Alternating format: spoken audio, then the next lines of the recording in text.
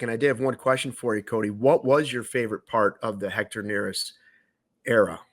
When he almost blew the save against arguably the worst team of all time, or at least that me and you have ever seen, and then went post-game and said that he's the best.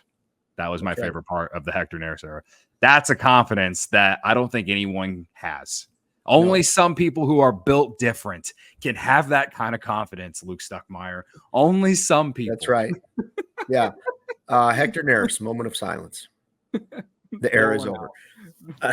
Can we bring up the PCA clip of him pouring the water?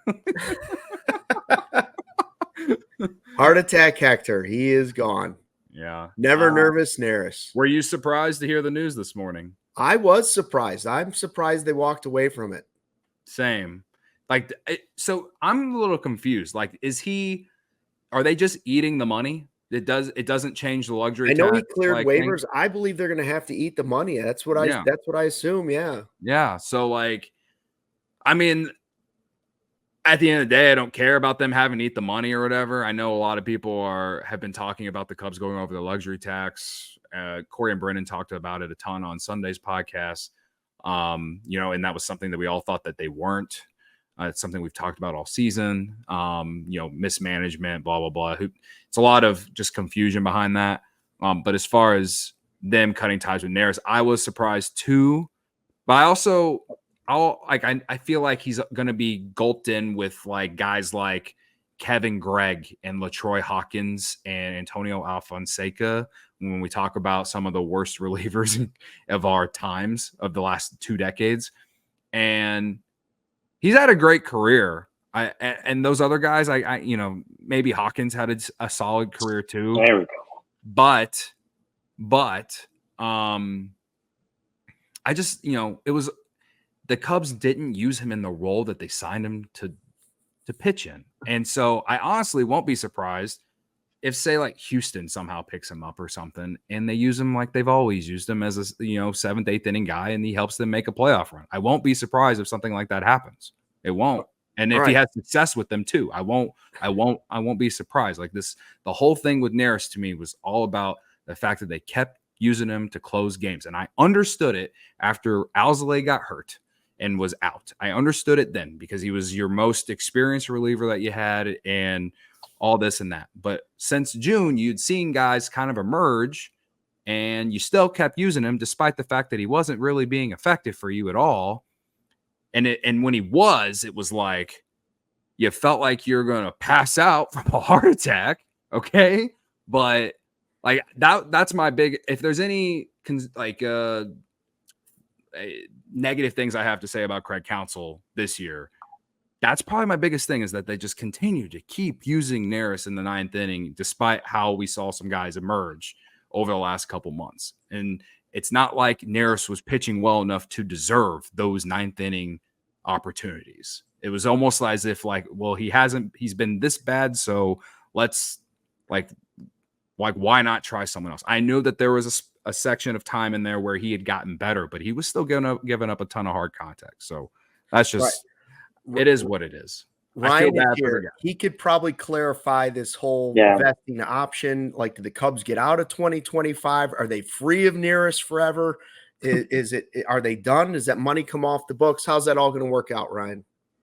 Well, yeah, I believe they're clear of the option is no more for next year. They don't have to worry about that. I mean, obviously, they're on the hook for the rest of this year's money, right? And then if he gets picked up by a team, they'd probably sign him to the minimum salary, and then then whatever that amount is, the minimum salary at this point in the year would come off the Cubs books. So it's probably more of a small dollar amount that you're not really going to notice. But yeah, no, it's the Hector Neris era, as you guys said, in Chicago is over, on the north side of Chicago, at least. Yeah, I mean, send him to the south side. Okay. Well, you're right. Know. He could sign with the Sox. You never know. No, I mean, I was surprised. Yeah, I mean, I was definitely surprised to see that news come out this morning.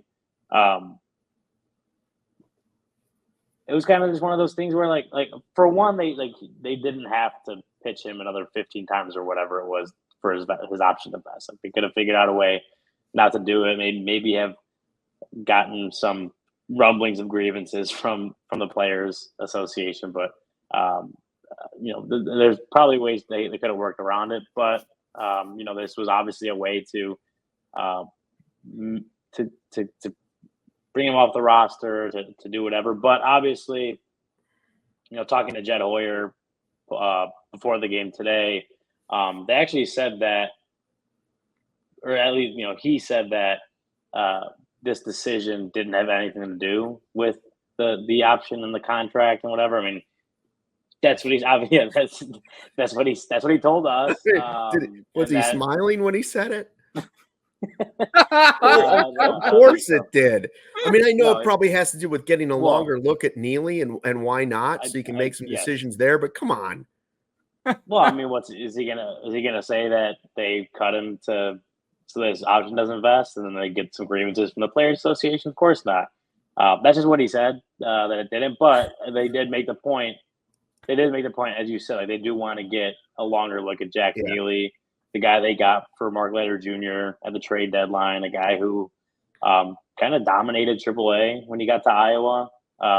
He said that we talked to Neely before the game, and he said that he was like 5-10 minutes on the way to Toledo on the bus, and they had to stop the bus and turn it back around because he had to go back to Chicago to come up here, which is kind of funny. It's just the life of a minor leaguer. But that was definitely a part of it. They want to get a look at Jack Neely. They want to see what they have in this guy, a guy they got for a reliever they felt really good about in Mark Leiter Jr., right? A guy they felt good about for a couple of years now. So while, I don't completely believe that the contract situation had nothing to do with it, I do think the Jack Neely part does play a part in that, and is going to be important for them for the next month plus. Is getting looks at him. They didn't get him in the game today, but definitely getting looks at him is going to matter. Yeah, Neely 6'8", and 6 of that is the mustache, from what I understand. I've seen some photos. It's a very impressive mustache, and we know how those play out in Chicago very well. Always lead to championships, almost. All I'm saying is, like, you can't have a mustache that good and suck. So if he sucks, he better shave the stash. The mustache awesome. The stash, man. And then the fit that he showed up in to beautiful historic Wrigley Field today, I'm like, I'm starting to already talk myself into him being the closer. Like this is this is like prime. Get the squirt gun out, Luke, like, or the squirt bottle. Like, yep. He showed up ready to impress, and he impressed with the look, the stash, hair looked pretty good, whatever. Now I just can't wait to see him pitch.